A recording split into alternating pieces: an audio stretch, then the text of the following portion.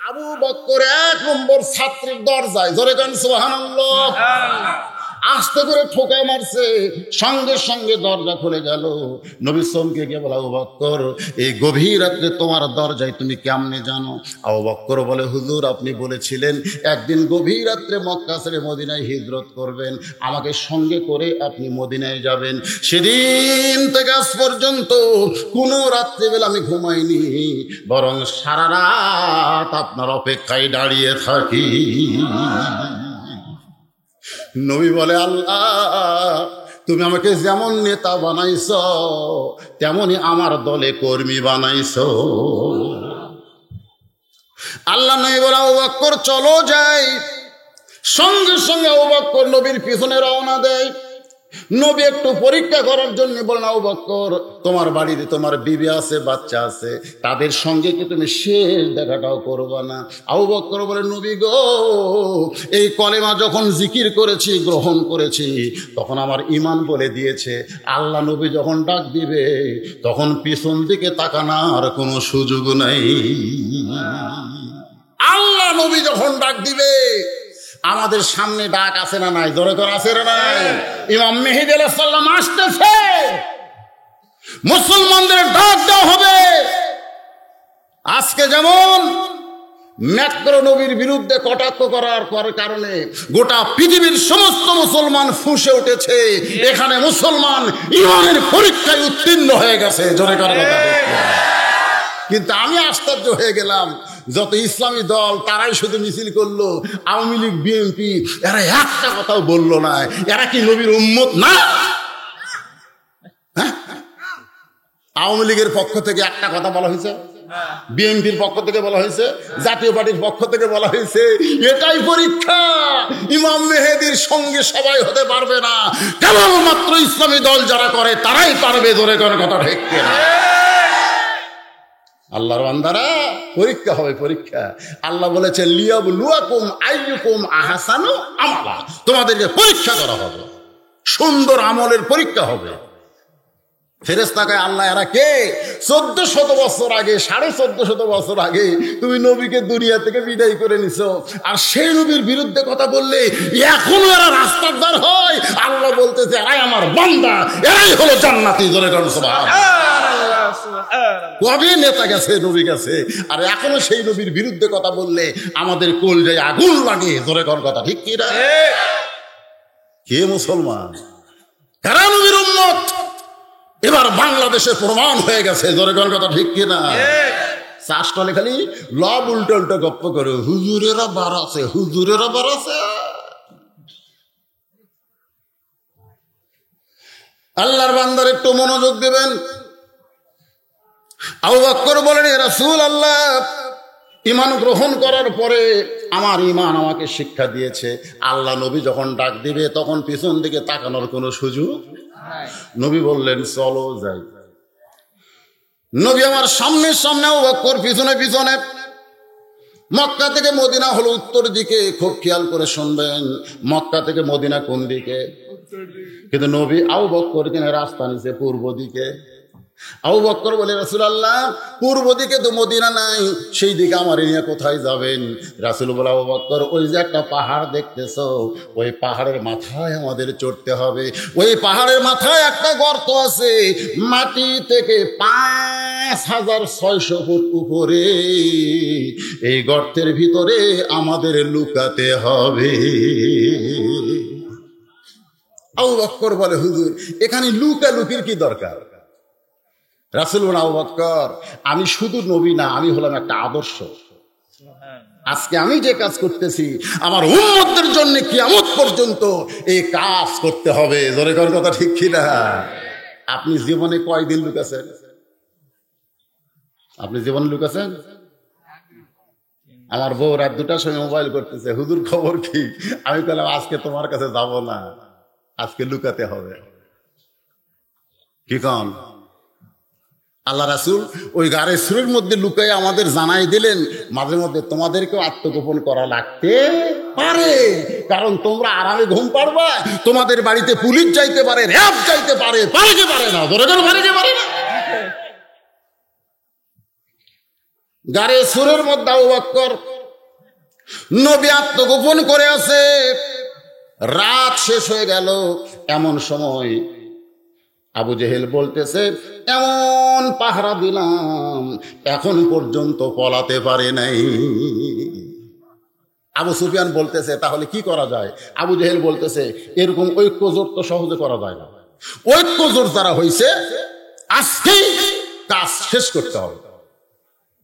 সমস্ত নেতারা বললেন, তাহলে কি করবেন?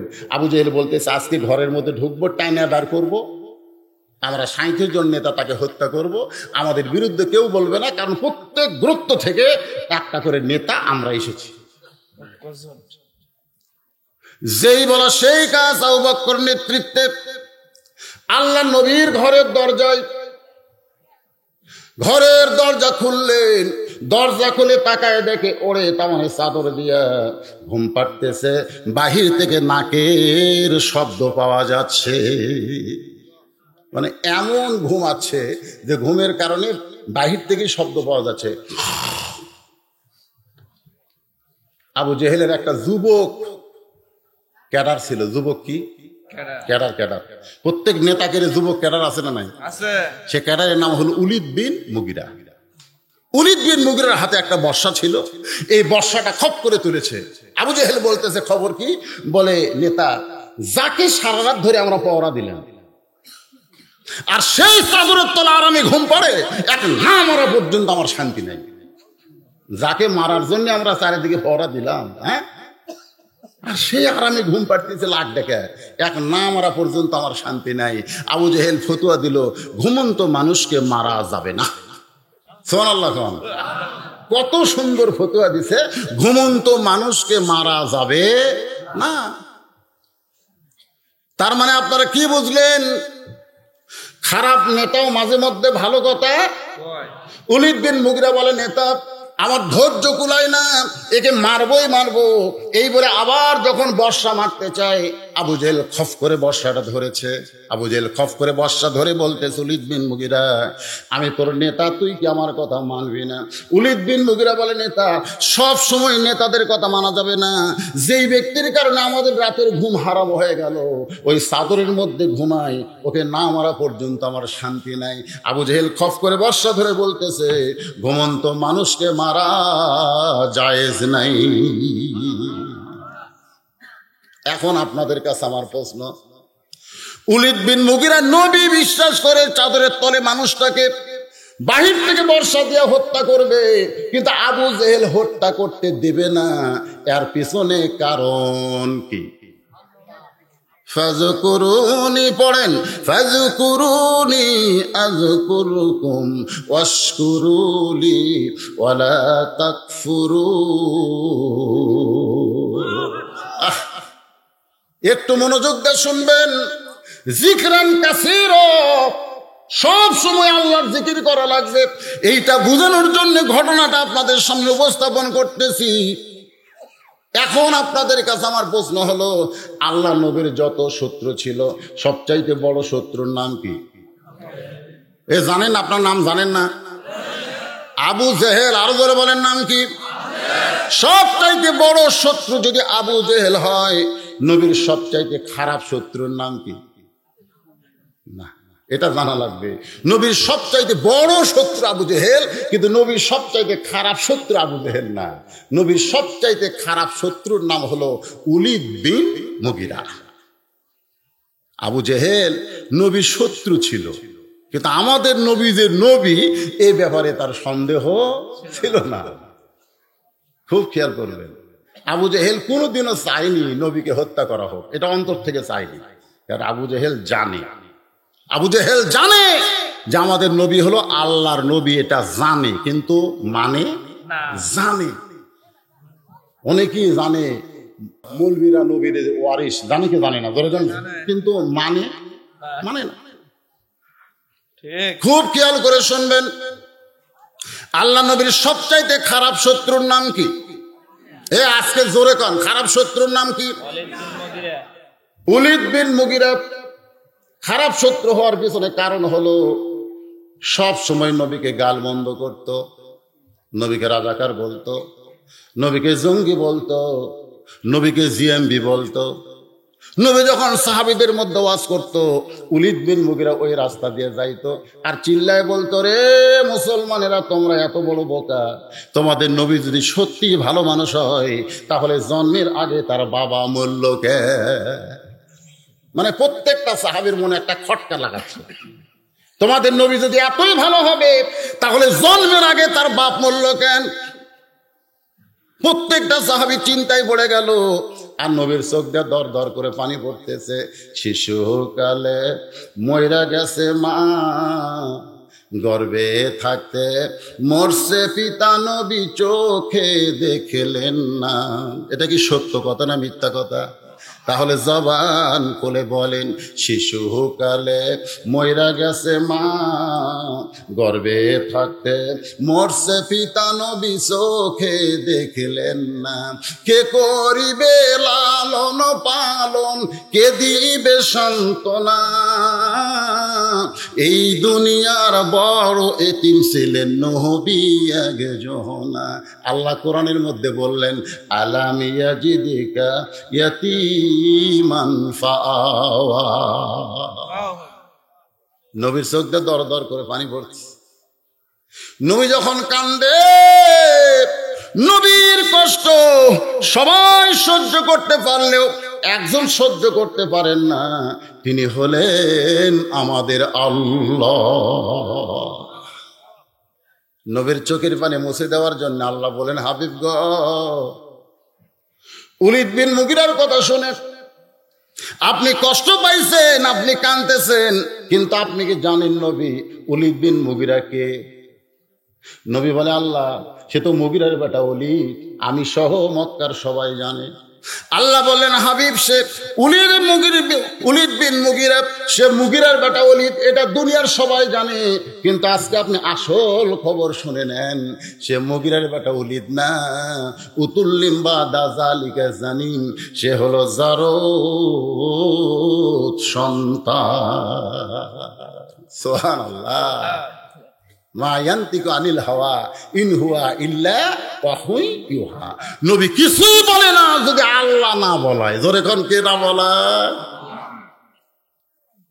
নবী বুঝতে পারলেন উলিদ বিন মুগিরার জন্মে দোষ আছে। নবী বললেন, আল্লাহ, আমার বিরুদ্ধে বলার কারণে আপনি রাগ করে আয়াত নাজিল করলেন। আল্লাহ বলে, হাবিব, শুধু উলিদ বিন মুগিরা নয়, কিয়ামত পর্যন্ত যারা আপনার বিরুদ্ধচারণ করবে তারা সবাই জারত সন্তান। তাহলে দের ফ্রান্সের ম্যাক্রো সন্তান। আল্লাহর কোরআন বিশ্বাস করেন না? ফ্রান্সের ম্যাক্রো, আমি যে বলবো ফ্রান্সের ম্যাক্রো, আপনারা বলবেন জাউরাহা সন্তান। বলতে পারবেন না? কারণ দেখেন এতগুলো মিডিয়ায় গোটা পৃথিবী আমার ওয়াজ চলবে। গোটা কবি দত্ত কুশায় একটা ওয়াজ মারছে রে, যারা রাস্তায় এখনো বাড়ান নাই, আজকে কোরআনের ময়দানে ওরে জাউরা বলার সঙ্গে সঙ্গে আল্লাহ তাকে জান্নাতি মানুষ কবুল করে নিবে। তাহলে নবীর বিরুদ্ধে কিয়ামত পর্যন্ত যারা বলবে তারা কি সন্তান? আজও বাংলাদেশে টক শুরু নামে যারা চ্যানেল গরম করে আলেমের বিরুদ্ধে কথা কয়, নবীর বিরুদ্ধে কথা কয়, বিশ্বাস করেন এদের জন্মে দোষ আছে। গোপন খবর আল্লাহ নবীরে জানাইছে। কয়েকদিন পরে নবী আবার সাহাবীদের নিয়ে আলোচনা করতেছেন, উলিদ বিন মুগিরা আসতেছে, হাতের কাপড় গোছাচ্ছে। নবী কিছু একটা বলবে, নবী বলতেছে, আল্লাহ আজও কিছু বলবে। আল্লাহ বলতেছে, আপনাকে তো জানাইছি, আপনি প্রকাশ করে দেন। উলিদ বিন মুগিরা কেবল নবীরে খারাপ কথা বলবে, ঠিক এমন সময় আল্লাহ রাসূল বললেন, উতুল্লিম বাদা জালিকা জানিম, যেই কইছে। উলিদ বিন মুগিরা মারছে দৌড়। কারণ বাংলাদেশের নেতারা আরবি বুঝবার না পারলেও সৌদি আরবের নেতারা আরবি বুঝবার পারে। বাংলাদেশের নেতারা আরবি বুঝে? মসজিদে যখন খুতবা দিল, সরকার কর্তৃক একসময় খুতবা দেওয়া হয়েছিল না, যে ইমামেরা এই খুতবা পড়বে। তা আমার মসজিদে যায় একজন চকিদার এই খুতবা দিল, আর দুইটা তেলতেলা ওরা মসজিদের কোনায় বসলো। ওরা নামাজ পড়বার আসে না, কিন্তু সেই দিন আসছে। দেখি তো আমাদের দেওয়া খুতবা হুজুর পড়ে কিনা। তা আমি ওদের খুতবায় সামনে নিয়ে মুখস্থ খুতবা কইলাম। ওরা তো আর বুঝবার পারতেছে না আমি কোন খুতবা পড়তে হবে, বুঝবার পারতেছে না। সারাদিন রোজা রাখে নাই, 13 আইটেমের ইফতার নিয়ে বসে গেছে। এরকম লোক আছে না নাই? এর নাম দিয়েছে ইফতার পার্টি। আমার কয় হুজুর ভালো করে দোয়া করবেন, ভালো করে দোয়া করবেন। আমি চিন্তা করলাম তোরা রোজা না থেকে 13 আইটেমের ইফতার নিয়ে বসছি, তোদের জন্য ভালো দোয়া। আল্লাহ আমাকে বললেন উদউ ইলা সাবিলি রাব্বিকা বিল হিকমাহ। এরা দোয়া শুনবার চায়, এরা কি আরবি বোঝে? তুই আরবিতে যত গর্দ আছে, রোজা না থাকলে এই শালাকের ঠিকানা কি হবি, এইগুলা আরবি দিয়ে কই হাত তুলে। আমি এইগুলা গর্দ আরবিতে বলতেছি, ওরা না বুঝে খালি আমি আমি কইলা ওস্তাদের না। আলেমদের বিরুদ্ধে যাস না রে। আলেম তোর জানাজা পড়াবি ওযু ছাড়া, তোর এখন কি ছাড়া যাস না রে। আলেমদের বিরুদ্ধে যেও না, মরে গেলে তোমার কোমরকে জাহান্নাম বানাবে গর্দ দিয়া। তোর এখন কথা ঠিক কি ভাই? যা মক্কার নেতা ওলীদ বিন মুগীরা বুঝবার পারছে, এক দৌড়ে চলে গেছে মায়ের কাছে। জোরে বলেন কার কাছে? আমার মায়েরা পর্দার অন্তরালে বসে আছে, মনে মনে চিন্তা করতেছে হুজুরকে আমাদের কোনো ওয়াজ করবে না। আল্লাহ কোরআনে বললেন ওয়াকরনা ফি বুয়ুতিকুন্না ওয়ালা তাবাররাজনা তাবাররুজাল জাহিলিয়াতিল উলা। ওলীদ বিন মুগীরা গেছে কার কাছে? এখান থেকে একটা জিনিস আপনারা খেয়াল করবেন, সন্তান ভালো না মন্দ এটা কিন্তু বাবা বলতে পারে না, সন্তান ভালো মন্দ বলতে পারে কে? এই জন্য দুনিয়ার সমস্ত মানুষই বলেছেন তোমরা যদি ভালো একটা সন্তান চাও, ভালো যদি একটা সন্তান চাও, তাহলে ভালো একটা মায়ের দরকার। ভালো মা যদি আপনি বানাবার চান, এটা এমন একটা ফ্যাক্টরির মধ্যে আপনাকে রাখতে হবে, যে ফ্যাক্টরি হলো খাতুনে জান্নাত মা ফাতেমার ফ্যাক্টরি। আমার মায়েরা বোনেরা যারা পর্দার অন্তর আছেন, একটু মনোযোগ দিয়ে শোনেন।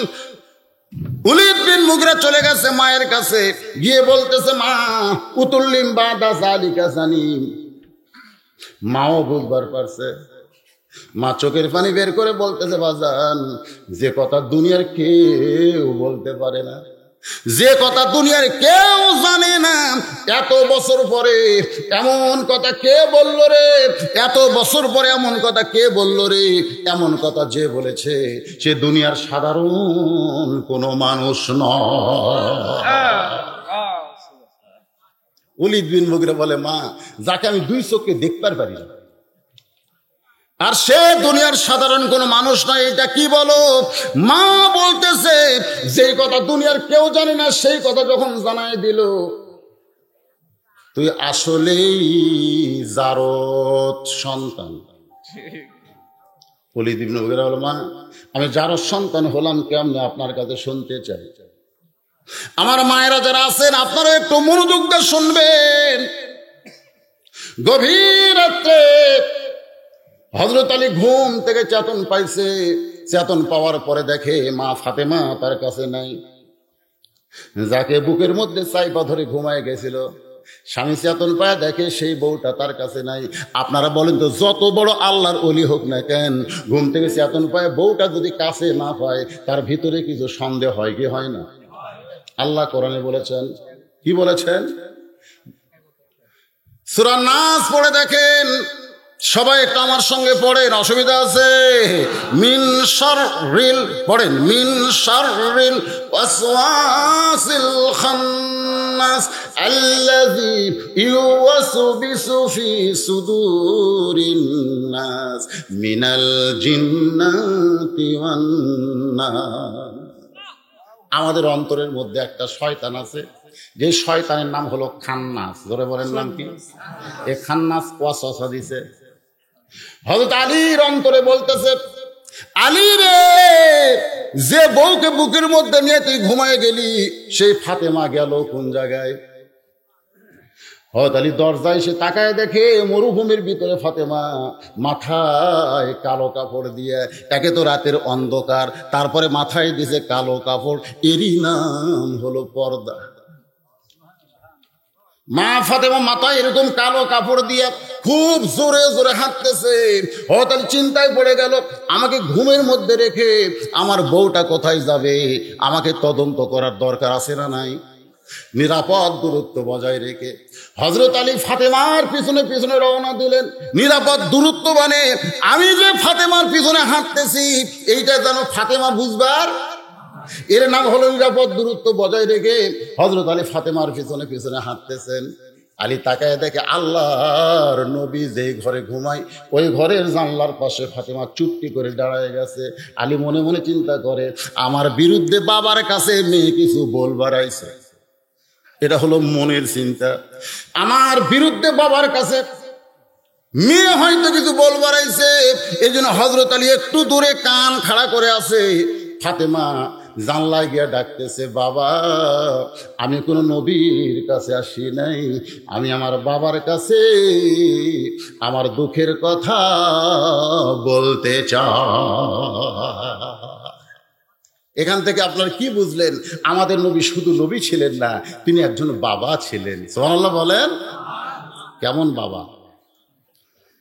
বলেন নবী কেমন বাবা ছিলেন? এটা আমাদের জানার দরকার আছে না নাই? ফাতেমা বলতেছে, আমি কোনো নবীর কাছে আসি নাই, আমি আইছি আমার বাবার কাছে। ও বাবা, আপনি কি ঘরের দরজা খুলবেন না? এ কথা শোনার সঙ্গে সঙ্গে নবী ঘরের দরজা খুলে দেয়। ফাতেমা যখন ঘরের মধ্যে ঢুকছে, এমন সময় হযরত আলী দৌড়ে এসে ওই জানলার কাছে কান খাড়া করছে। কান খাড়া করে মনে মনে ভাবতেছে, দেখি ঘরের ভিতরে বাপ বেটির মধ্যে কি গল্প হয়, আমার বিরুদ্ধে যদি কোনো কথা বলে আমার শোনার দরকার আছে না নাই? এই বলে হযরত আলী যখন কান লাগাই দিছে, এমন সময় আল্লাহর নবী বলতেছেন, ফাতেমা তুমি একা একা ঘরে কেন ঢুকলা মা? আলীকে ঘরের মধ্যে নিয়া। জানলার পাশে হযরত আলী দাঁড়ায় চমকে উঠছে, কে রে? আমি জানলার কাছে? এটা আল্লাহর নবী কেমনে জানলো? আমরা অনেকেই বলি নবী কিছুই জানে না, কিন্তু সাহাবীরা যখন কোনো প্রশ্ন করত, নবী বলতেন তোমরা বলো। সাহাবীরা বলে আমরা কেমনে বলবো, আল্লাহ রাসূল ভালো জানে। সাহাবীরা প্রত্যেকটি কথাই বলেছে আল্লাহ এবং রাসূল ভালো জানে। ধরে কোন কথা ঠিক কিনা? কোনোদিন কোনো সাহাবী বলে নাই আল্লাহ ভালো জানে। এখানে আল্লাহ জানে, তার সঙ্গে রাসূলকে তারা সম্পৃক্ত করেছে। এখান থেকে আহলে সুন্নাহ ওয়াল জামাতের আকীদা হলো আল্লাহ এবং রাসূল সব কিছুই জানে। সুবহানাল্লাহ, জোরে কোন। ফাতেমা চোখের পানি বের করে বলতেছে, বাবা, আমার স্বামীকে আমি সঙ্গে করে আনি নাই, আপনার কাছে কেমনে নিয়ে আসবো? আমি যখন এসেছি তখন আমার স্বামী ঘুমের মধ্যে ছিল। আমি তাকায় দেখি আমার স্বামী এমন ঘুম পাড়তেছে। আমার ঘুমন্ত স্বামীকে জাগ্রত করে আমি চরম বেয়াদবি মনে করলাম বাবা। এই জন্য ঘুমের মধ্যে রেখে আমি চুপি চুপি আপনার কাছে যাইছি, মেহেরবানি করে আপনি একটু বাতি জ্বলান, আপনি একটু বাতি জ্বলান। রাসূল বলে, ফাতেমা স্বামীকে ঘুমের মধ্যে রাইখাইছো ঠিক আছে, কিন্তু যদি চেতন পায়। ফাতেমা বলে, বাবা এই যদি কথা তুমি খেয়াল করে দি। রাসূল বলে, ফাতেমা যদি চেতন পায়। কারণ বউ যখন স্বামীর কাছে থাকবে, স্বামী যদি ঘুম থেকে চেতন পায় 1-1 মিনিটের মধ্যে আবার ঘুমায়া যায়। কারণ কি? কারণ হলো ঘুম থেকে চেতন পায় দেখে বউ শুয়ে আছে, বউয়ের গায়ের ওপর হাত দিয়ে আবার ঘুমায় গেছে। জোরে কোন কথা ঠিক কি না? আমাদের বউ যাদের আছে গভীর রাত্রে যারা চেতন পায় 1-1 মিনিটের মধ্যে আবার ঘুমায় যায়, কিন্তু যাদের বউ নাই তারা চেতন পাইলে আর ঘুমায় না। যারকে বউ নাই ওরা যদি চেতন পায় আর ঘুম ধরে না। ওই সময় একটা ফোন আছে, ওদের আছে না নাই? ফেসবুক চালু করছে, গভীর রাত্রে ফেসবুক চালাইতেছে। আমি ওয়াজ করে যখন বাড়ি যাই, আমি গাড়ির মধ্যে মাঝে মধ্যে ফেসবুক অন করি। মাঝে মধ্যে যে অন করছি দেখি দুই এক ছেলে আমাকে কমেন্ট করে বলতে, হুজুর এত রাত্রে আপনি চেতন? আমি কইলাম, আমি তো ওয়াজ করে বাসায় যাচ্ছি, গাড়ির মধ্যে একটু ফেসবুক ঘাটতেছি, তোমরা চেতন কেন? তখন বলতেছে, হুজুর একা একা কিছু ভালো লাগে না, রাতের বেলা ঘুম যেন ধরে না, আমার কি হতে কি হইয়া গেল আমি নিজেও তো কিছু বুঝি না। আমি সেই সকল যুবকদের বলতেছি, বাবা যদি গভীর রাত্রে ঘুম ভাঙে তাহলে ফেসবুক না ঘাইটা ওযু করো, 4 রাকাত তাহাজ্জুদের নামাজ পড়ো, আল্লাহর সঙ্গে তোমার সম্পর্ক হয়ে যাবে। কারণ যৌবন বয়সের ইবাদতটাই হলো সবচাইতে দামি ইবাদত। আল্লাহর নবী বলেছেন, হাসরের ময়দানে আল্লাহ প্রত্যেকটা বান্দাকে বলবে, তোমার শৈশবকালের কোনো হিসাব দেওয়া লাগবে না, তোমার বুড়াকালের কোনো হিসাব আমি আল্লাহ নেব না, শুধু যৌবনকালের হিসাব দিয়াই তুমি জান্নাতে চলে যাও। যুবকরা রে, যৌবন বয়সে যদি তোমরা ইবাদত না করো, আজকে অনেক মসজিদের মধ্যে ঢুকলে দেখা যায় চেয়ার সেট হয়েছে। ধরে কোন কি সেট হয়েছে? চেয়ার। আপনাকে এলাকার মসজিদে চেয়ার ঢুকছে? যদি কোনো মসজিদে চেয়ার থাকে, আপনার চেয়ার যদি মসজিদ থেকে বের করতে পারেন, একটা হজের সওয়াব পাবেন, একটা হজের সওয়াব। মক্কা যাওয়া লাগবে না, মসজিদে চেয়ার বের করে ফেলে দিবেন, ফেলে দেওয়া একটা হজের সওয়াব। মসজিদে কোনো চেয়ার চলবে না, কারণ নামাজ পড়া যেমন ফরজ, আল্লাহ কোরআনে বলেছেন কুম, কুম মানে কি? দাঁড়াও, লিল্লাহে, কার জন্যে? আনুগত্য নিয়ে দাঁড়াও। নামাজ পড়ো যেমন ফরজ, নামাজে দাঁড়ানো তেমন ফরজ। জোরে কোন কথা ঠিক কিনা? তুমি সারাদিন বাজারে ঘোরো, সাহেব বাজারে, হ্যাঁ তুমি সাহেব হয়ে সারাদিন বাজারে ঘোরো, 10 কেজি বাজার নিয়ে তুমি বাড়ি হাঁটে হাঁটে আসো, আর মসজিদে ঢুকলি খালি চেয়ার খোঁজো। তুমি কি চেয়ারম্যান বিনা ভোটে? এরকম কিছু চেয়ারম্যান আছে না নাই? মসজিদে চেয়ার খোঁজো। আপনি যদি না পারেন, শোনেন, আপনি যদি দাঁড়িয়ে নামাজ পড়তে না পারেন, তাহলে আপনি বাড়িতে নামাজ পড়েন। আপনি বাড়িতে চেয়ারে বসে নামাজ পড়লে আপনার নামাজের সমস্যা নাই। অসুস্থ মানুষ, লা ইকাল্লিফুল্লাহু নাফসান ইল্লা উসাহা, তোমার কষ্ট হবে এমন কিছু ইসলাম তোমাকে চাপায় দেয় নাই। কিন্তু তোমাকে জানতে হবে, জামাত পড়া যেরকম ওয়াজিব, কাতার সোজা করাও সেই রকম ওয়াজিব। ধরে কোন কথা ঠিক কিনা? তুমি যখন চেয়ারে নামাজ পড়বে, পায়ের গোড়ালির সঙ্গে গোড়ালি মিল করতে হবে। তোমার পা গেছে কোথায়? এখন তোমার পাশে যে দাঁড়াইছে তার পা কোথায়? কোন কাতারে কোন একজন মুসল্লি যদি কাতার বাঁকা করে, গোটা কাতার মাকরু হয়ে যায়। জোরে কোন কথা ঠিক কিনা? তাহলে একজন চেয়ারওয়ালা অসুস্থ মানুষের জন্য আপনি সুস্থ মানুষের জামাত মাকরু হোক, এটা আপনারা চান? এজন্য চেয়ারে বার করে ফেলে আসে। যারা চেয়ারে নামাজ পড়েন, আপনার বাড়িতে পড়েন। হয়তো বলবেন, হুজুর আমার আফসোস হয় মসজিদের জামাত ছেড়ে বাড়িতে নামাজ পড়া। আরে পাগলা, তোমার আফসোস করে লাভ নাই তো। বুড়া বয়সে কেউ যদি কয় আমি সরকারি চাকরি করব, সরকার কয় দরকার নাই তো। দরকার কি রে? যৌবন বয়সে চাকরি করছিস, বুড়া বয়সে বসে থাকা বেতন খা, তোর চাকরির দরকার নেই, বলছে আখা। যৌবন বয়সে যারা নামাজ ধরেছে, বুড়া বয়সে যদি নামাজ পড়বার নাও পারে ঠিকঠাক মতো, ওই যৌবন বয়সের নামাজের সওয়াব আল্লাহ বুড়া বয়সে পেনশন হিসেবে দিয়ে দিবে। ধরে কর সুবহানাল্লাহ। সরকারের চাইতে আল্লাহর দয়া কম না বেশি? এই জন্য আপনারা সজাগ হবেন। আল্লাহর বান্দার একটু মনোযোগ দিয়ে শোনেন। যেই কথা বলতেছিলাম, আবু জেহেল কি ধরে আছে? ওলীদ বিন মুগীরার বর্ষা ধরে আছে। মনে আছে না ভুলে গেছেন? মনে রাখবেন, আলোচনা হচ্ছে ফাযকুরুনি আযকুরকুম ওয়াশকুরুলি ওয়ালা তাকফুরুন। ফাতেমা বলতেছেন, বাবা আমার স্বামী যদি চেতন পায়, আর চেতন পাওয়ার পরে যদি দেখে আমি ফাতেমা তার কাছে নাই, আমার বিশ্বাস আমার স্বামী কিছুই মনে করবে না, নাই আমার স্বামী কিছুই মনে করবে না। আল্লাহ আমাকে এমন একটা স্বামী দিয়েছে যে স্বামী কোনোদিন স্ত্রীর প্রতি সন্দেহ করবে। আলীর চোখটা দর দর করে পানি পড়তেছে। আলী মনে মনে কয়, সন্দেহ করি তোমার বাবার জানলার কাছে দাঁড়িয়ে আছি, আর তুমি বলতেছো আমার স্বামী আমাকে সন্দেহ করবে না। ও মাবুদ, ফাতেমার মতন বউ যদি কোনো স্বামী ঘরে পায়, ওই ঘরটা ঘর থাকে না, ওই ঘরটা যেন আল্লাহর জান্নাত হয়ে যায়। ফাতেমা বলে, বাবা একটু বাতি জ্বলান, বাবা একটু বাতি জ্বলান। আল্লাহ নবী বলতেছে, আলীকে ঘুমের মধ্যে রাইখা তুমি রাতের অন্ধকারে চোরের মতো আমার কাছে আইছো, কি বলবা তাড়াতাড়ি বলো, বাতি জ্বলান লাগবে না। ফাতেমা বলতেছে, বাবা সারা জীবন বলেছি কোনো কাজ হয় নাই, সারা জীবন বলেছি কোনো কাজ হয় নাই, কিন্তু আজকে গভীর রাত্রে আপনাকে একটু দেখাবার চাই। সারা জীবন বলেছি আমার কোনো কাম হয়নি, খালি শুনেছেন আর শুনেছেন, কিন্তু আজকে আর বলবো না, বাতি জ্বলান গো বাবা, আমি একটু আপনাকে দেখাবার চাই। নবী যখন ঘরে বাতি জ্বলাইছে, ফাতেমা দুইটা হাত নবীর দিকে বাড়ায় দেয়। ওই বাতির আলোতে নবী তাকায় দেখে ফাতেমার দুইটা হাত আছে, কিন্তু হাতের উপরে কোনো তালু নাই, দুইটা তালু যেন গোস্তের টুকরার মতো দেখা যায়।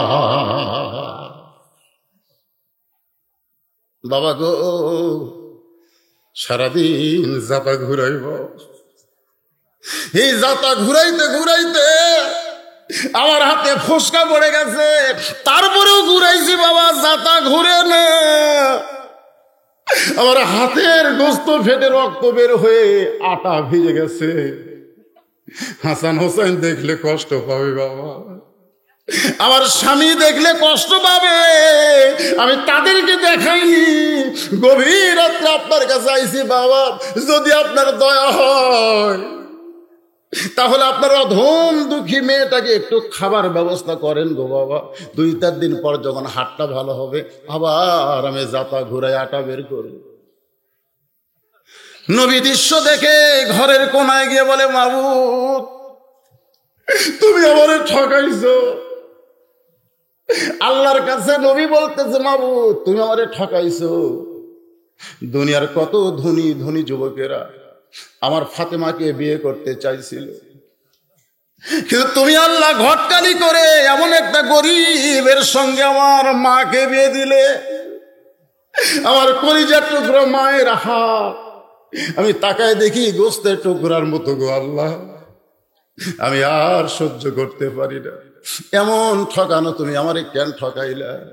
এই কথা যেই মাত্র নবী আল্লাহর কাছে, সঙ্গে সঙ্গে ফাতেমা মাথায় ঘোমটা দিয়ে আল্লাহ নবীর ঘর থেকে বের হয়ে যায়।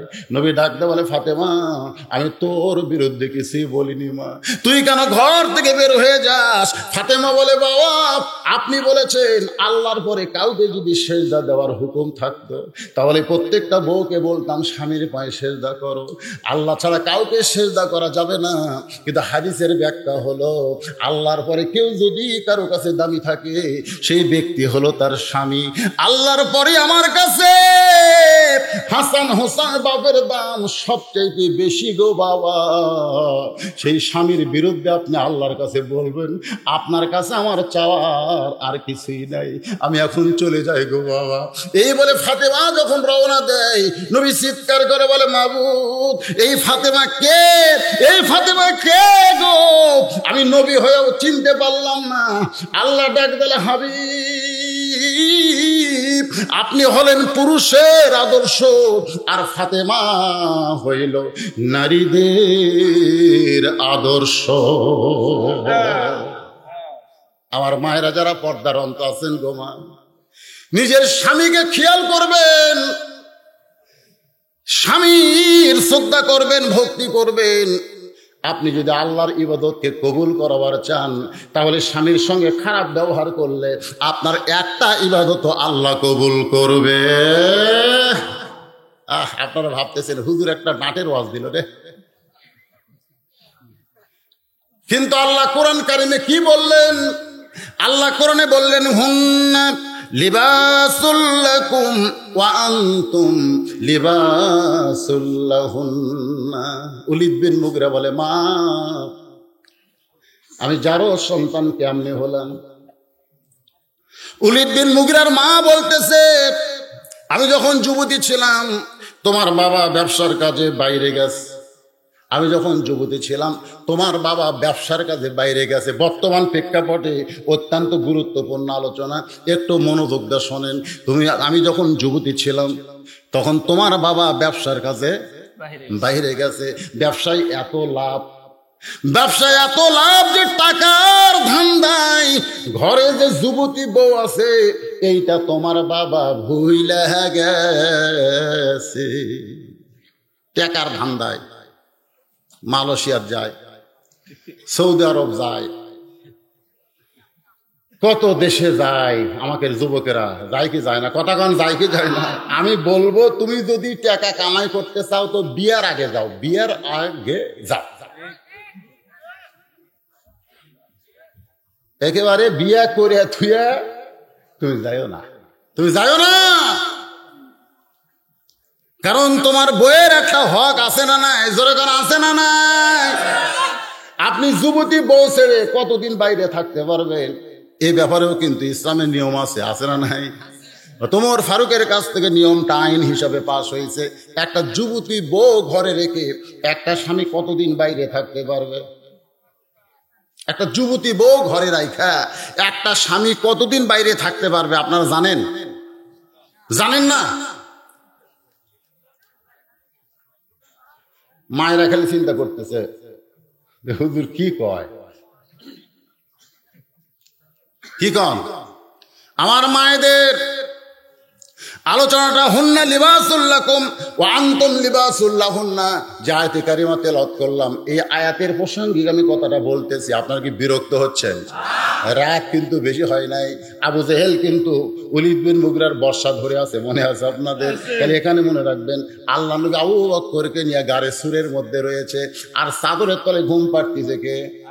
এই কয়টা কথা মনে রাখবেন, ওয়াজটা পানির মতো আপনাদের কাছে সহজ মনে হবে। আল্লাহর বান্দারা কি বলতেছিলাম? ওলীদ বিন মুগীরার মা বলতেছে, আমি যখন যুবতী ছিলাম তখন তোমার বাবা ব্যবসার কাজে বাইরে গেল। ব্যবসায় এত লাভ শুরু হয়েছে, টাকার ধান্দায় পড়ে আমি যে যুবতী বউ ঘরে আছে এইটা তোমার বাপের মনেই। মাসের পর মাস চলে যায়। এক সময় আমার ভিতরে একটা ব্যারাম ঢুকলো। মা হইয়া ছেলের কাছে বলতেছে, সেই ব্যারামটার নাম হলো একা একা কেন ভালো, কোনো কাজে মন যেন বসে না। আমি ঘরের মধ্যে একা থাকতে থাকে বোরিং হয়ে গেলাম। আমি আস্তে করে ঘরের ছাদে গেলাম। ওলীদ বিন মুগীরার মা বলতেছে, আমি ঘরের ছাদে গিয়া ঘোরাঘুরি করলাম। এমন সময় দেখি তোমার বাপের ছোট ভাই, এমন সময় দেখি তোমার বাপের ছোট ভাই। এই কি মনে করতেছেন? বাপের ছোট ভাইকে আমাদের এলাকায় দেওরা বলে, দেওরা। আপনারা কি কন? পুরুষ মানুষের ভিতরে, মা বোনদের জন্য বলতেছি, পুরুষ মানুষের ভিতরে দুই দলকে কাল সাপের মতন ভয় করা লাগবে। একটা হলো দুলা ভাই আর একটা হলো দেওরা। একটার নাম কি দুলা ভাই, আর একটার নাম হলো দেওরা। এই দুই দল কিন্তু মেয়েদের সবচাইতে বড় সর্বনাশ করে। আর ভাই যখন ভাবিকে থুইয়া বিদেশে যায় তখন দেওরার মোশান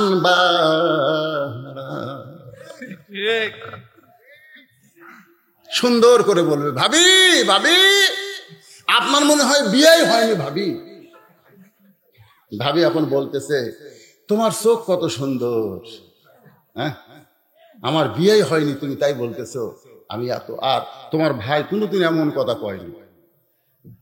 আমি প্রত্যেকটা স্বামীকে বলবো, অন্য কোনো মেয়ের প্রশংসা না করে নিজের বইয়ের প্রশংসা করবেন। একটা সদকা পরিমাণ সওয়াব আল্লাহ আপনাকে দান করবে।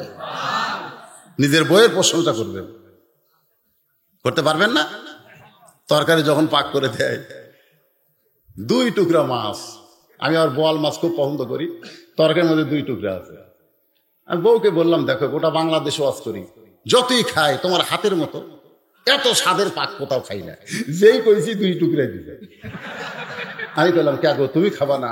তুমি খালি আমার খাওয়া, তুমি।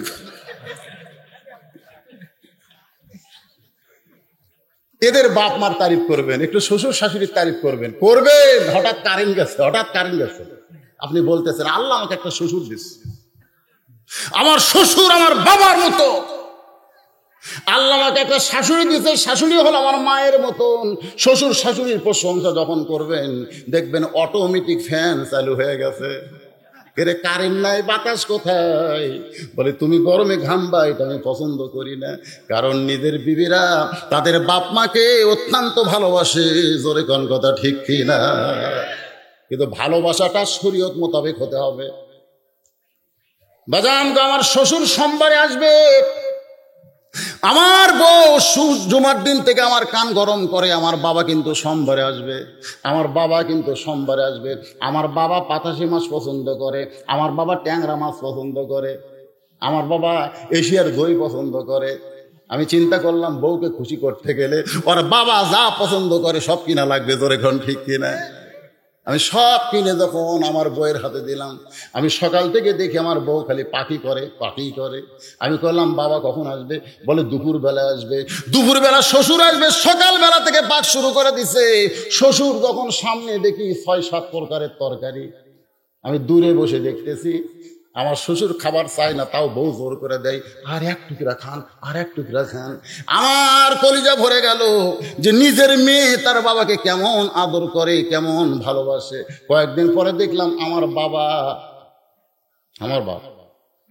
আমার বউ ওই 15 দিন আগেকার বিস্কুট সেটা গেছে। ধরে কন কি হয়েছে? সেটা দাও, বোঝেন না? আমার বাবা খায় আর এই লোকটা দাঁতের মধ্যে দেয়। আমি দূর থেকে দেখলাম, কে রে? বাবা বিস্কুট খায় আর আঙ্গুল মুখের মধ্যে ঢুকাই। আমি কাছে এসে বললাম বাবা খবর কি? বলে বাদান যতবার তোর বাড়িতে আসি বউ এমন বিস্কুট আমাকে দেয় খালি দাঁতের সাথে লেগে যায়। বা তুই ভালো বিস্কুট কিনিস না। আমার শ্বশুরের কথা খেয়াল করলাম, 7 তরকারি খাবে না, তারপরে জোর করে দেয়। আর আমার বাবার সামনে 22টা বিস্কুট দিছে, খালি আঙ্গুল মুখের মধ্যে ঢুকায়। এমন সময় কোরআনের সবচাইতে বড় জিকির, ওয়াকাযা রাব্বুকা আল্লা তা'বুদু ইল্লা ইয়্যাহু ওয়া বিল ওয়ালিদাইনি ইহসানা। আমি আস্তে করে ঘরের মধ্যে গেলাম, ঘরের মধ্যে দরজা খুলে আমি খালি তাকাই আছি, বউ আমার দিকে তাকাই কিনা। বউ যেই মাত্র তাকাইছে আমি চোখের একটা টিপি মারলাম, মুচকি মুচকি হাসি দিলাম। আমার বাবা কিন্তু বসে বসে বিস্কুট খাচ্ছে। এমন সময় বউ যখন আমার ঘরের মধ্যে গেছে, আমি আস্তে করে ঘরের দরজা লাগাই দিলাম। যেই দরজা লাগাইছি আমার বাবা চিল্লায় বলে, এই বজলু, বউকে ঘরের মধ্যে তুলে দরজা বন্ধ করলো কেন? আমি বললাম বাবা আমি একটু আমল করবার চাই। নেক আমল করো, কোরআনে আছে না নাই? অনেক সময় নেক আমল করতে গেলে দরজা বন্ধ করা লাগবে। ধরে কারণ কি বন্ধ করা লাগবে? আমি দরজা বন্ধ করে আস্তে করে সিটকারি তুলে আমার বইয়ের এই জায়গা হাত দিলাম, 2 লোক ডেবে দিয়ে। আমি সবচাইতে সুন্দর ওয়াজ করলাম, রে ফকুন্নির বেটি, তোর বাবা আসলে 7 তরকারি দিয়ে ভাত খাওয়াইছিস, আর আমার বাবার সামনে 22টা বিস্কুট খালি দাঁতের মধ্যে লোক ঢুকায়। আমার বাড়িতে ভালো কোনো বিস্কুট নাই, তোর বাবার সামনে এত সুন্দর খাবার তুই যা বলছিস আমি তাই কিনে দিছি, আর আমার বাবার সামনে এই বিস্কুট কেন দেশ? আমার বাবা যে কইলাম আমি যতবার আসি এই বিস্কুট দেয়। এই ফকুন্নির বেটি, বউ মরে গেলে বউ পাওয়া যাবে, বউ ছাইড়া দিলে বউ পাওয়া যাবে, কিন্তু যদি আমার বাপ মা মারা যায় আমি যতই কান্দি আর কোনোদিন বাপ মা পাবো না। আমার বউটা খপ করে আমার 2টা পা ধরে বলে, আল্লাহর শপথ করে বলতেছি আপনার বাবু যা আমার বাবু তাই, আমার বাবু যা আপনার বাবু তাই, আর কোনোদিন ভুল হবে না। আমি আস্তে করে দরজা খুলে দিলাম। বউটা যখন বাইরে গেল আমার বাবা জিজ্ঞাসা করলো, আমার ছেলে কি তোর সঙ্গে খারাপ ব্যবহার করছে? মা, আমার বউ কিছুই বললো না, ভালো যত বিস্কুট ছিল সব আমার বাবার সামনে দেয়, আমার বাবার সামনে মিষ্টি দেয়। আমার বাবা মরার আগ পর্যন্ত বলে গেছে, বাজান ওই যে দরজা বন্ধ করে তুই কি জিকির করলি, তুই কি আমল করলে বাদান তোর বউ যেন ফেরেশতার মতন ভালো হয়ে গেছে। মাঝে মধ্যে এইরকম নেক আমল করার দরকার আছে না? না আছে না? আমার মায়েদের জন্য বলতেছি, মা একটু মনোযোগ দিয়ে শোনেন। ওলীদ বিন মুগিরার মা বলতেছে, বেটা রে, দরজা বন্ধ করে ঘরের ছাদে যখন গেলাম, ওই ছাদের উপর থেকে তাকায় দেখি তোর বাপের ছোট ভাই বাড়ির সাইরে তাওয়াফ করতেছে। ধরে কন কি করতেছে? তাওয়াফ করা বোঝেন না? যেই বাড়িতে দেখবেন ভাই নাই, ভাই বিদেশে থাকে, ভাবি থাকে, ওই বাড়িতে দেওরারা তাওয়াফ করে না। তাওয়াফ বোঝেন না? খালি ঘরে। এক সময় ওলীদ বিন মুগিরার মা বলতেছে, আমি তোর বাবার ছোট ভাই তোর চাচার দিকে তাকাইলাম, যেই মাত্র তাকাইছি সঙ্গে সঙ্গে তোর চাচা বলতেছে, ভাইয়া তোমার বর আমি যে দেবর, বুঝে দেখো ভাবি কার বেশি দাবি, ভাইয়া গেছে বিদেশে আমি এখন আসি। এরকম গান আছে না নাই? ভাইয়া তোমার বর আমি যে দেবর, বুঝে দেখো ভাবি কার বেশি দাবি। নাউজুবিল্লাহ কোন। ওলীদ বিন মুগিরার মা বলতেছে, তোর চাচা যখন আমার দিকে তাকাইছে, আমি আস্তে করে তার দিকে তাকাইলাম। যখন কোনো যুবক কোনো যুবতী চাওয়া চাই হয়, এই জন্যই তো আল্লাহ বলেছেন, মেয়েরা রে তোমরা ঘরের মধ্যে থাকো, তোমরা ঘরের বাহির হও না। কোনো প্রয়োজনে যদি ঘরের বাহির হও তাহলে হেজাব দিয়া পর্দা দেওয়া হও। ওই জাহিলি যুগের মেয়েদের মতন সাজগোজ করে রাস্তায় বের হওয়ার কোনো পারমিশন নাই। এই হুকুমকার আল্লাহ। কিছুদিন আগে আমাদের বাংলাদেশে ধর্ষকের মৃত্যুদণ্ড আইন কার্যকর, মৃত্যুদণ্ড আইন পাশ হয়েছে। জোরে কোন কথা ঠিক কিনা? আমাদের বাংলাদেশে যারা ধর্ষক তাদেরকে মৃত্যুদণ্ড আইন দিছে। অনেক লোকেরা খুশি হয়ে রাস্তায় মিছিল করতেছে, ধর্ষকের বিরুদ্ধে মৃত্যুদণ্ড আইন পাশ হয়ে গেছে। আমি চোখের পানি নিয়ে বললাম, তোমরা মিছিল করো কেন? এই আইনটা তো আমাদের পক্ষে না, এই আইনটা হলো নারীদের পক্ষে। জোরে কোন কথা ঠিক কিনা? কারণ ধর্ষকের মৃত্যুদণ্ড হবে, কিন্তু যাকে ধর্ষণ করলো তার কিছুই হবে না। কিন্তু আমাদের বাংলাদেশে ধর্ষক কেন তৈরি হয়? এই পথ যদি বন্ধ না করে, ধর্ষক কেন তৈরি হয়? দর্শন বন্ধ করতে হবে। দর্শন মানে নারীদেরকে যদি বেপর্দা হয়ে রাস্তায় নিয়ে না ছেড়ে দেওয়া হয়, আমাদের একটা যুবকও কোনোদিন ধর্ষক হবে না। ঘরের মধ্যে শুটকি মাছ, এইটা বিড়ালকে দাওয়াত দেওয়া লাগে নাকি? ধরে কান দাওয়াত দেওয়া লাগে? ঘরের মধ্যে শুটকি মাছ, বিড়ালের নাকের সঙ্গে শুটকির একটা সম্পর্ক আছে। বিড়াল নাক টানতে টানতে ঘরের মধ্যে যায়, দেখে দরজা খোলা পাইয়া তাকায় দেখে পাতিলে, খাটের তলে পাতিল, তার মধ্যে শুটকি মাছ। কোনো ঢাকনা নাই, কোনো ছাপনা নাই। ঢাকনা বোঝেন না? যেটা দিয়ে শুটকি ঢেকে রাখবে, কোনো ঢাকনা নাই। এখন আপনারা বলেন তো, বিড়াল কি বিসমিল্লাহর টাইম পাবে? বিড়াল বিসমিল্লাহ ছাড়া যখন শুটকি খায়, ঘরের মালিক খসর খসর শব্দ শুনে দৌড়ে এসে বিড়ালকে পিছন দিক থেকে খপ করে ধরে বলতেছে, এই বিড়াল, আমার 1000 টাকা কেজি শুটকি কেন খাইলি বল? কেন খাইলি বল? পুনরায় যদি শুটকি খাস তোকে মৃত্যুদণ্ড দেব, পুনরায় যদি শুটকি খাস তোর মৃত্যুদণ্ড দিব।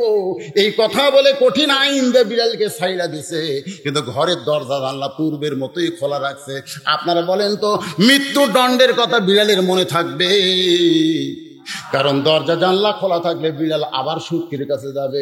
এই জন্য বাংলাদেশের সরকারকে বলবো, ধর্ষকের শুধু মৃত্যুদণ্ড আইন কার্যকর করলে হবে না, দরজা জানলা বন্ধ করতে হবে। মেয়েদেরকে পর্দার ভিতরে আইন করা লাগবে। খালি ধর্ষকের বিরুদ্ধে মিছিল করলেন, পর্দা বেপর্দার বিরুদ্ধে মিছিল করছে। আমার মায়েরা, আমি আপনাদের জন্য দীর্ঘ সময় ওয়াজ করতেছি, আর করা যাবে না। কারণ আবু জেহেল ধরে আছে, মনে আছে না? ভুলে গেছেন? চলে আসতে হবে, কারণ আর্ধেক ওয়াজ করলে আপনারা বুঝতে পারবেন না। এই জন্য পুরাপুরি জিকির নিয়ে আপনাদের সামনে আলোচনা করতেছি। জিকিরান কাসীরা সাব্বিহুহু বুকরাতাও ওয়া আসীলা। আপনারা কি বিরক্ত হচ্ছেন? ওলীদ বিন মুগিরার মা বলে, আমি আস্তে করে নিচে নেমে আসলাম। দেখেন একজন মেয়ের দ্বারা একজন যুবক কিভাবে প্রতারিত হয়। উলিদ বিন মুগিরার মা বলতেছে, আমি আস্তে করে নিচে নেমে এসে ঘরের দরজা খুলে দিলাম, তোমার চাচা ঘরের দরজার কাছে আসলো। আমি এমন ভাবে বসে থাকলাম, কারণ মেয়েদের কিছু দাঁড়ানো কিছু বসা পুরুষদেরকে আকর্ষণ করে, ধরে কোন করে কি করে না। আমার মেয়ে আমার পিছনে এসে দাঁড়িয়ে আছে, আমি সরে যাচ্ছি, মেয়েটা আবার আমার পিছনে আসে। আমি আমি একটা হুজুর মানুষ আর আমার কাছে আসো। পর্দার ভিতর থেকে বলতেছে, আব্বু আমাকে চিনতে পারোনি? আমি বললাম, তুমি মা? বলে হ্যাঁ। আমার মেয়ে বোরকা পরে আমার কাছে এসে পেতনির মতন দাঁড়িয়ে আছে, আমি বাবা হয়েও চিনতে পারলাম না। আর কতগুলা এমন ভাবে সাজিয়া গুজিয়া দাঁড়িয়ে আছে। আমাদের যুবকেরা বলতেছে, সুন্দর নারী দেখলে পরে আমার দিল দেওয়ানা করে, ওলে ওলে ওলে। এই জন্য উলিদ বিন মুগিরার মা বলে, আমি এমন ভাবে বসেছিলাম, তোমার বাহিরের ভাষাকে ঘরের মধ্যে আনতে বাধ্য করেছি। মেয়েরাই পারে একজন ন্যাংড়াকেও হাঁটাবার, ধরে কোন কথা ঠিক ছিল? যে ন্যাংড়া 1 কিলো রাস্তা অটো ভ্যান ছাড়া যায় না, সেই ন্যাংড়াকে এখন মেয়ে করেছে, আমি আজকে রাস্তা দিয়ে যাবো না, আমি জমির মধ্যে দিয়ে যাবো, তুমি আমার সঙ্গে যাবার পারবা? ন্যাংড়া বলতে, শুধু জমি কেন, দরকার হলে তোমার জন্য পাহাড় ডাঙ্গাবো। ন্যাংড়া সত্যি ভাই, একটা মেয়ের জন্যই পাহাড় ডাঙ্গাবি। ওই সাগর শেষবি, গানের মধ্যে নেই, তোমার জন্য আমি সাগর শেষবো, সাগর শেষবি। আরে এইরকম ভাবে মেয়েরা পারে কি পারে না? উলিদ বিন মুগিরার মা বলতেছে, তোমার চাচা যখন ঘরের ভিতরে, আমি আস্তে করে আমার চেহারা আর একটু সাইজ করলাম, সঙ্গে সঙ্গে তোমার চাচা আমার কাছে আসতে বাধ্য হলো। রে উলিদ, তোমার চাচার সঙ্গে সেদিন মিলন করেছিলাম, ওই মিলনের মাধ্যমে তুমি আমার পেটের মধ্যে ঢুকেছ, তুমি আসলেই জারত সন্তান। আবু জেহেল উলিদ বিন মুগিরার বর্ষা ধরে আছে। উলিদ বিন মুগিরার কি ধরছে? বর্ষা ধরেছে, আর আঘাত দিয়ে চাদর টান মারতেছে। যে চাদরের তলে ঘুম পাড়তেছে, নাকের শব্দ শোনা যায়, ওই চাদর টান মারতেছে, কারণ ওরে তার মানে চাদর দিয়ে ঘুমায় আছে। এক হাতে বর্ষা ধরে, এক হাতে চাদর মারছে টান। যে চাদর টান মারছে, 37 জন নেতা সারা রাত জাগার কারণে চোখ হয়ে গেছে ছোট, কিন্তু চাদর টান দেওয়ার সঙ্গে সঙ্গে চোখ বড় হয়ে গেছে। চোখ ঘুম, সারা রাত ঘুম জাগা, বোঝেন না? কিন্তু যেই সবাই চুম করে দেয়, আলী রে। আবু জেহেল বলতেছে, কে রে তুই কেন? আবু সুফিয়ান বলতেছে, কয়েকবার বাংলা দিয়ে দেখছি, ঠিকই আছে তো, কিন্তু পরিবর্তন হলো কেমন? সুবহানাল্লাহ। হ্যাঁ, তোমরা বলতেছো ঠিকই আছে, ওরা মনে করছিল যে হেফাজতে ইসলাম মরে গেছে, জোরে কোন কথা ঠিক? কয়েকদিন আগে একজন নাস্তিক কইছে, হেফাজত তো আর বাংলাদেশে নাই, কিন্তু কয়েকদিন আগে নবীকে কটাক্ষ করার প্রতিবাদে ঢাকায় যে সমাবেশ মিছিল হয়েছে, ওদের চোখে আবার সরষা পড়ে গেছে, জোরে কোন কথা ঠিক কিনা? কি মনে করতেছ?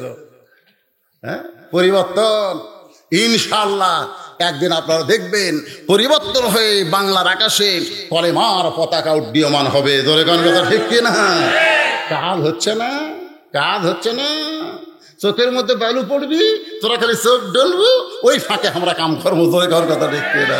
আমাদের কাছে সূরা ইয়াসিন আছে না? না ভাইজান, কাজ হচ্ছে। কিন্তু যখন যে হিকমত অবলম্বন করা লাগে, এটা একমাত্র ইসলামের দল জানে, ধরে কোন কথা ঠিক ছিল? কাজ হচ্ছে। মনে করেন না যে মানুষ বসে, মুসলমান বসে আছে, ইমাম মেহেদী আলাইহিস সালাম আসার সময় হয়ে গেছে, আর বেশি দেরি নাই। গোটা পৃথিবীতে মুসলমানেরা এক দল হয়ে যাবে। আল্লাহর বান্দার একটু মনোযোগ দেন। আবু জেহেল বলতে চালি, তোর নবী পলাইলো কোন দিক দিয়ে? তোর নবী পলাইলো কোন দিক দিয়ে? হযরত আলী মুস্কি মুস্কি হাসতেছে, মুস্কি মুস্কি হাসতেছে। হাসার কারণ হলো দুইটা, জোরে কোন কয়টা? এক নম্বর কারণ হলো আল্লাহ নবী নিরাপদে আছে, সুবহানাল্লাহ কোন। চাদরের মধ্যে যখন ঢুকছে আলী, তখন থেকে আলীর অন্তরে টেনশন আছে না নাই? জোরে কোন আছে না নাই? 60 জন নেতা নবীর বাড়ি ঘেরাও করেছে, আর নবী সেখান থেকে বের হয়ে যাবে, না জানি নবীর কি হয়। কিন্তু যখন আবু জেহেল বলতেছে কোন দিকটা পলাইছে, তখন আলী বুঝবার পারছে নবী পলাই নাই, আমার আল্লাহ নবীকে নিরাপদে রাখছে।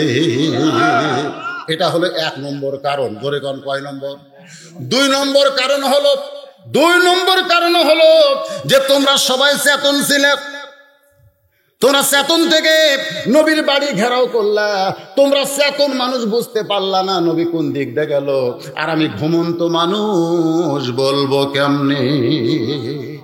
এমন কথা হযরত আলী বলেছে। আবু জেহেলের মুকুট পড়ছে ছাই, ধরে কোন কি? যে কথার কোনো উত্তর নেই। আসলেই তো তাই। তোমরা চেতন থাকলে কোন দিকটা নবী গেল তোমরা বলতে পারো না, আমি ঘুমের মানুষ বলবো কেমনে?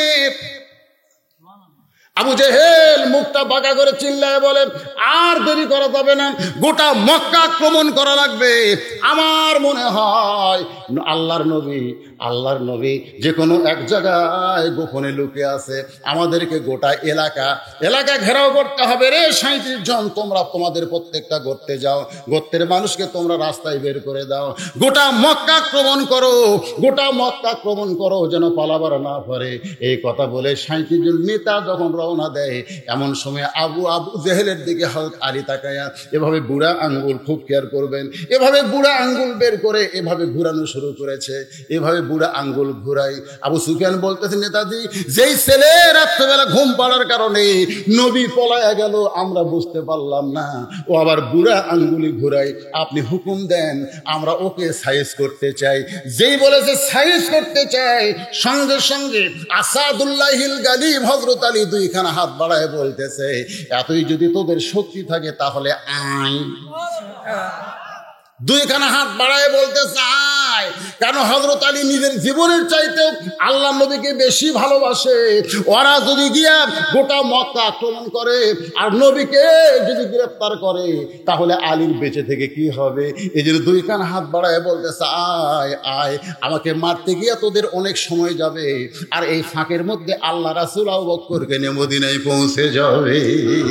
এই মনে করে হযরত আলী 2খানা হাত বাড়ায় বলতেছে আয়। হযরত আলী চিৎকার করে বললেন, রে কাফেরের বাচ্চারা, আল্লাহর নবী আমাকে ঘুমাতে হুকুম দিয়েছে, আমি শুধু নবীর হুকুম পালন করার জন্য ঘুমিয়ে গেছিলাম। রাসূল যদি বলতো ওই 37 জনকে তুই হত্যা কর, আল্লাহর শপথ করে বলতেছি তোদের একজনকেও বাঁচতে দিতাম না। 37 জন নেতাকে একটা যুবক হযরত আলী ডাকতেছে। সমস্ত নেতারা থমকে ডেকে গেছে। আবু জেহেল বলতেছে, ওর সঙ্গে আমাদের লাইগায় কি লাভ আছে? কারণ আবু জেহেল জানে হযরত আলী সাধারণ কোনো মানুষ না। বাজান গো, নবী আমার গাড়ে সুরের মধ্যে আত্মগোপন করে আছে, ওখান থেকে যে জিকিরটা আপনাদের সামনে নিয়ে আসবো, বর্তমান প্রেক্ষাপটে অত্যন্ত গুরুত্বপূর্ণ আলোচনা, আপনাদের শোনার দরকার আছে না নাই? আল্লাহ রাসূল কিন্তু আবু বকরকে নিয়ে ওই গারে সুরের বহু গল্প, বহু ওয়াজ আমি করেছি। আল্লাহ আমাকে নিজের চোখে দেখার তৌফিক দিয়েছেন। আমি আগে ওয়াজ করতাম, আমার ওয়াজের হাসান হোসেনের ক্যাসেটের মধ্যে শোনেন নাই, তারপর জুব্বার ওয়াজের মধ্যে শুনেছেন যে আল্লাহ রাসূল উরাত, আবু বকর উরাতকে বালিশ বানায় দিছে, নবী সেই উরাতের মধ্যে মাথা দিয়ে ঘুমায় গেছে। নবী যখন ঘুমায় যায়, আবু বকর চারিদিকে তাকায় দেখে, হঠাৎ একটা গর্ত দেখতে পায়। মনের মধ্যে ওয়াসওয়াসা হয়, যদি গর্ত দিয়ে কিছু বের হয়ে নবীকে কামড়ায়, নবীকে যদি কামড়ায়। আসলে গর্তের মধ্যে কয়জন আছে? 2 জন আছে, অথচ ঈমান নিজকে হারিয়ে দিয়েছে। এটা হলো আশিকে রাসূল, এরই নাম হলো আশিকে রাসূল।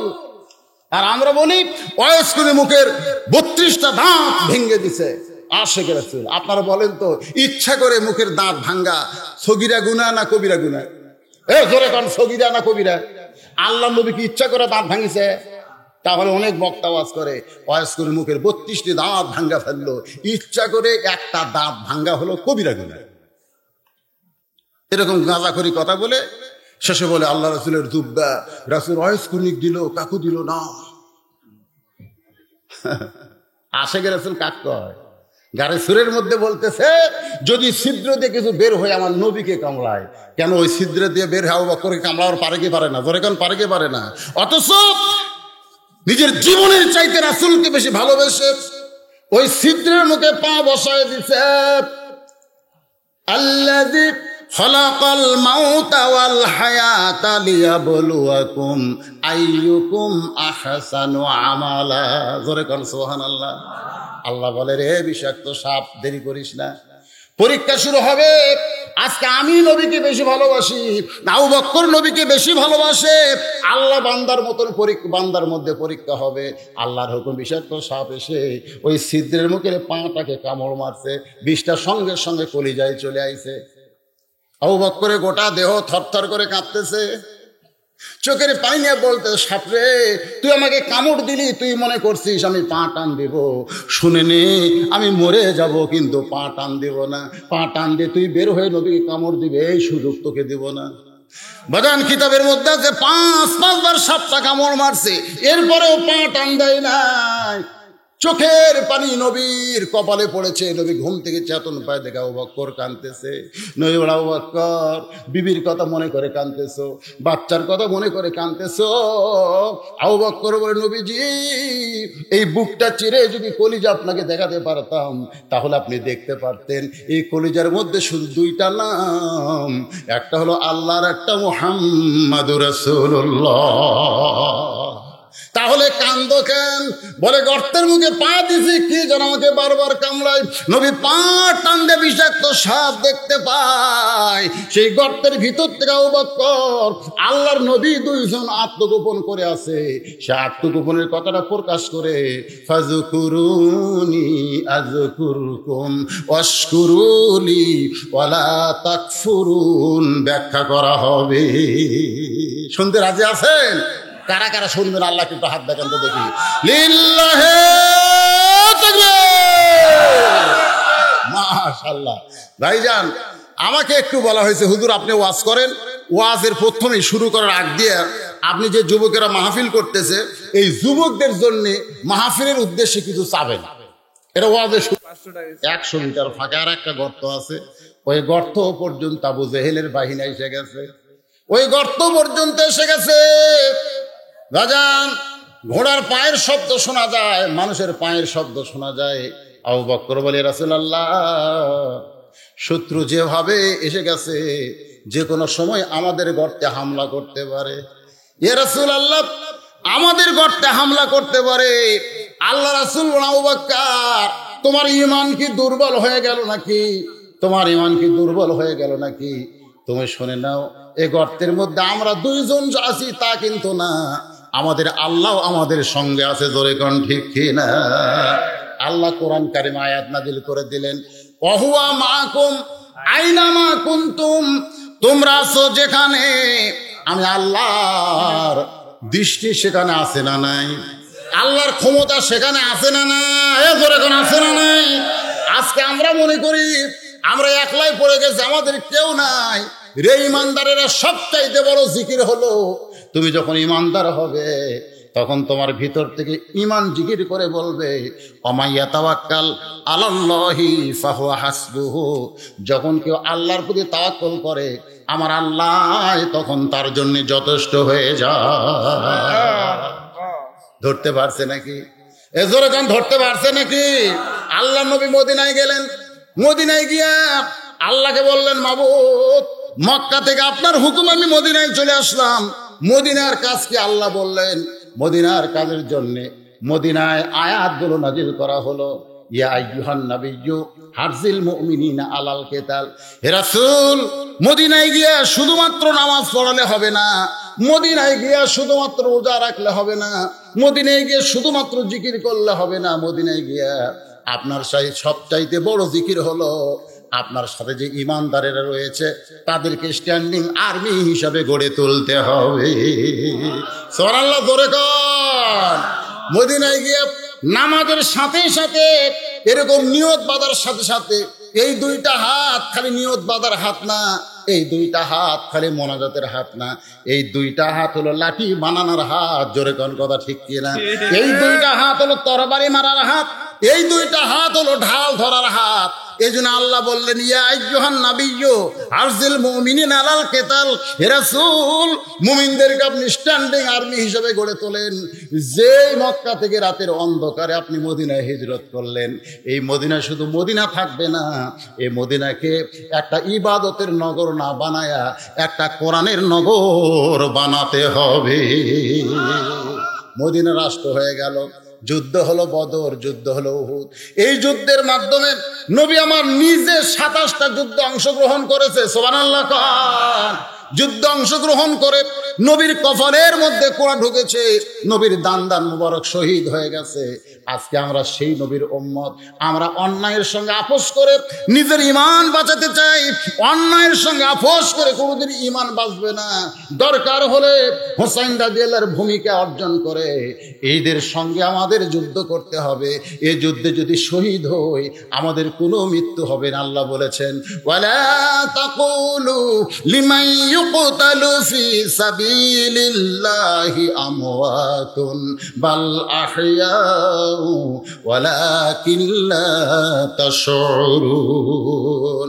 সবচাইতে বড় জিকির হলো আল্লাহ রাস্তায় যারা জীবন দিবে তাদেরকে তোমরা মৃত্যু বলো না, আমি আল্লাহ বলতেছি তারা জীবিত। আমার সোনার ময়না পাখি, সবাই বলেন আমার সোনার ময়না পাখি, খাসা খানা কবরে দিয়া জান্নাতে উইড়া গেলি নাকি রে আমার সোনার ময়না পাখি। যারা মুসলমান হবে তাদের দেহ নামক খাসা কবরে যাবে, কিন্তু ভিতরের পাখির কোনো কবর হবে না। আল্লাহর বান্দারা, আমাদের পাখি ইল্লিন নামক জান্নাতের বাগানে স্বাধীনতা পেয়ে যাবে। সুবহানাল্লাহ, জোরে বলেন। আমাদের সেই মদিনার ইসলামকে গ্রহণ করার দরকার আছে না নাই? আছে না নাই? আজকে বর্তমান মুসলমানদেরকে মদিনার ইসলামকে গ্রহণ করতে হবে, নামাজ পড়তে হবে। নামাজের সঙ্গে সঙ্গে আবার অস্ত্র বানানোর জায়গা বানানো লাগবে। মসজিদের মেহরাব কিন্তু মক্কায় হয় নাই, ওই মেহরাবটা হয়েছে মদিনায়। জোরে কোন কথা ঠিক কি না? আল্লাহর নবীর উম্মতেরা, এখানে সবচাইতে বড় জিহাদ হলো অন্যায়ের সঙ্গে আমরা আপোষ করব না, অন্যায় করব না, আমার অধীনে যারা আছে তাদেরকে অন্যায় করতে দিব। সবচাইতে বড় জিহাদ আপনার ছেলের সঙ্গে আগে যুদ্ধ করবেন। ছেলে নামাজ পড়ে, এই রাত জায়গায় ফেসবুক ঘাটে, ওই কি করতেছে? সবচাইতে বড় যুদ্ধ হলো আপনার মেয়ের সঙ্গে যুদ্ধ করবেন। আপনি বাবা হোসেন আর আপনার মেয়ে গোটা পাড়া বেপরদা হয়ে ঘুরতেছে। আল্লাহ রাসূল বলেছেন, আর দায়ুসুল আয়াদখুলুল জান্নাহ, দায়ুস কোনোদিন জান্নাতে যাবে না। সাহাবীরা বললেন, দায়ুস কোন নারী? রাসূল বললেন, নারী না, দায়ুস হলো ওই সকল পুরুষ যাদের অধীনে নারীরা পর্দা করে না। তাহলে আমার অধীনে নারীরা যারা বেপর্দা, তাদের সঙ্গে আমার যুদ্ধ করার দরকার আছে। হ্যাঁ, কথা কেন আছে না নাই? আমার জন্ম দেওয়া সন্তান নামাজ পড়ে না। রাসূল বলেছেন 7 বছর থেকে নামাজের তালিম দাও, 7 বছর থেকে নামাজে মসজিদে নিয়ে যাও, তালিম দাও। এরপরে 10 বছর থেকে জোর করে মানে কি যুদ্ধ করে তাকে নামাজ ধরাও। একথা কার? তাহলে আমার পরিবার যদি সুন্দর হয়, ইসলামের হয়, আল্লাহর হয়ে যায়, আমি সেখান থেকে অন্যায়ের বিরুদ্ধে যুদ্ধ করার একটা ইমানি শক্তি পাবো। ধরে কোন কথা ঠিক কিনা? কিন্তু আমার নিজেদের মধ্যেই তো যুদ্ধ নাই, যার কারণে আমরা খালি চিন্তা করি কোন দিকে গেলে বাঁচি, কোন দিকে গেলে বাঁচি। বাঁচা লাগবে তো, বাঁচি রে বাঁচি, আগে বাঁচি। জীবন বাঁচান ফরজ। কতগুলো বেঈমান কয় জীবন বাঁচান ফরজ। আপনারা বলেন তো, জীবন বাঁচান ফরজ না ঈমান বাঁচান ফরজ? আজকের এই আলোচনা শুরু থেকে শেষ পর্যন্ত আমি ঈমান বাঁচান ফরজ হিসাবে ইশারা ইঙ্গিতে আলোচনা করেছি। আপনারা কি বুঝতে পারছেন? আল্লাহ আমাদের বুঝ মোতাবেক আমল করার তৌফিক দান করুক। সকলে বলে আল্লাহুম্মা আমিন। সবাই বসেন। করোনা মহামারী, এটা আল্লাহর গজব থেকে যদি আমরা মুক্তি চাই, দোয়ার দরকার আছে না নাই? জোরে কোন আছে না নাই? আমাদের সামনে বিপদ আপদ মুসিবত আসতেছে, সেখান থেকে আমরা বাঁচতে চাই। নির্বাচনে যারা দাঁড়ালো, অনেকেই আপনাদের টাকা দিল মাহফিলের জন্য, তাদের জন্য দোয়া করার দরকার আছে না নাই? ইন্নাল্লাহা ইয়ামুরুকুম আন তুআদ্দুল আমানাতি ইলা আহলিহা ওয়া ইযা হাকামতুম বাইনান নাস আন তাহকুমু বিল আদল। আমি বলেছিলাম শেষের দিকে সময় পাইলে একটু ইশারা করে আপনাদের বলতে চাই। ভাইজান শুনবেন, খুব লম্বা সময় না, এটা ভূমিকার মধ্যে শেষ। তো ব্যাপারটা হলো উপসংহার, যেটা আমি বলতেছি। 4 বছর ধরে ওই কানসাট থেকে আমের কলমের চারা নিয়ে আইছে, লাগাইছে, গাছ হয়ে গেছে। সেই রকম পরিচর্যা করলে হবে না। জ্যৈষ্ঠ মাসে আম পাকছে, বাগানের মালিক আম দেখতে গিয়ে দেখে ছোট্ট একটা ছেলে গাছের ডালে বসে আম পাড়তেছে। আমি খাই নাই, পরিবারের কেউ খাই নাই, আর আমার গাছের ডালে বসে তুই আম পাড়িস, তোর বাপকে গিয়ে বিচার দিব। ছেলে খালি মুসকি মুসকি হাসে। বাগানের মালিক বলে হাসিস কেন? তোর বাপকে গিয়ে বিচার দিব। ছেলে বলে আমার বাপকে কোথায় গিয়ে বিচার দিবেন, আমার বাবাও তো আর এক গাছে চড়ছে। বাগানের মালিক তখন মাটির বসে কয়, আল্লাহ বিচার দিব কার কাছে? বেটাও চোর, বাপও চোর। এখন আপনারা সেই চোরকে যদি ভোট দেন আর চোরের কাছ থেকে যদি ভালো আশা করেন, তাহলে এটা কখনোই সম্ভব। এই জন্য আল্লাহ বলেছেন, আমি তোমাদেরকে অর্ডার করলাম, ইন্নাল্লাহা ইয়ামুরুকুম আন তুআদ্দুল আমানাত। আমানত মানে তোমাদের যে একটা ভোট আছে, এই ভোটটা হলো তোমাদের আমানত। ভোটটা কি তোমাদের? কি আমানত। এই আমানতটা যাকে তাকে দিবা না। আমানতটা কাকে দিবা? আল্লাহ বলতেছেন, আন তুআদ্দুল আমানাতি ইলা আহলিহা ওয়া ইযা হাকামতুম বাইনান নাস আন তাহকুমু বিল আদল। মানুষের মধ্যে যারা হাকিম বানাবা, যাদেরকে চেয়ারম্যান বানাবা, তার মধ্যে ন্যায় ইনসাফ আছে কিনা এটা আগে যাচাই করে তারপরে তোমাদের আমানতটা সিল মারবা।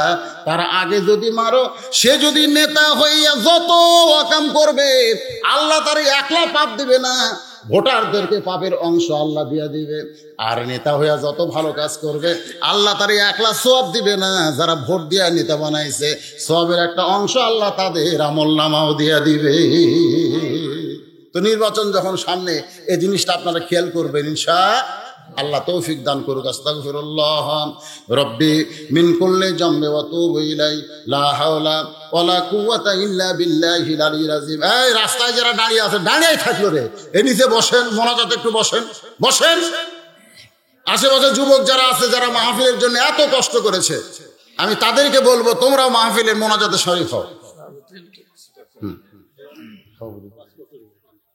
আপনি কিছু বলবেন বাবা?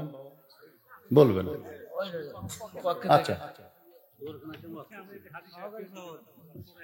আচ্ছা।